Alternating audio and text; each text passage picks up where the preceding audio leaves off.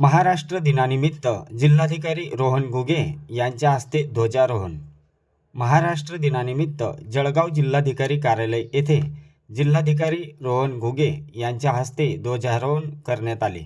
या ध्वजारोहण सोहळ्याला उपजिल्हाधिकारी चव्हाण यांच्यासह प्रशासकीय अधिकाऱ्यांची उपस्थिती होती. या प्रसंगी पोलीस दलातर्फे राष्ट्रध्वजाला मानवंदना देण्यात आली. यानंतर जिल्हाधिकारी रोहन घुगे यांनी नागरिकांशी संवाद साधला.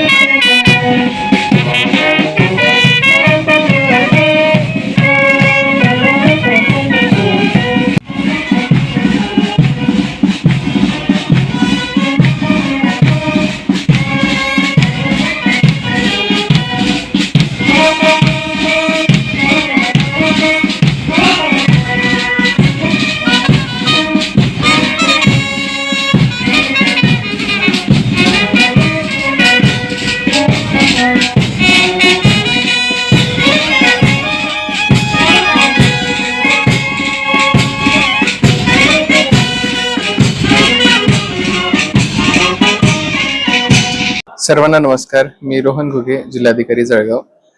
आज 1 मे आहे. आज महाराष्ट्र दिनाचा आपलं म्हणजे महाराष्ट्र राज्य जो आहे आपलं ते स्थापन झालं होतं, त्याचा स्थापना दिवस आहे आणि त्याचा आज वर्धापन दिन आहे आणि त्यासोबतच कामगार दिन देखील आहे. आपल्याला सर्वांना कल्पना आहे की महाराष्ट्र राज्याच्या स्थापनेसाठी अनेक हुतात्म्यांनी आपले बलिदान दिलेले आहेत आणि त्यासाठी खूप स्ट्रगल करावी लागलेली आहे.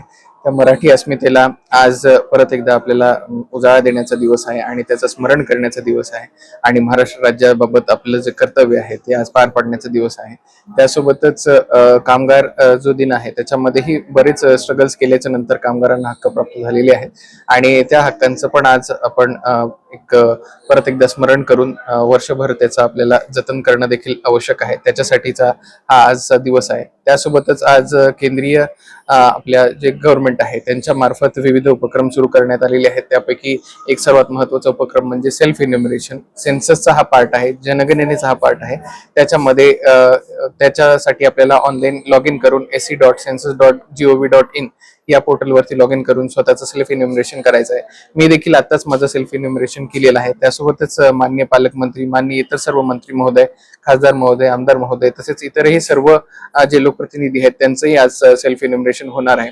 1 मेच्या ग्रामसभांमध्ये आज सर्व सरपंच असतील, सगळे ग्रामपंचायतचे सदस्य असतील आणि इतरही सर्व नागरिक असतील यांचं देखील सेल्फ इन्युमरेशन होणार आहे.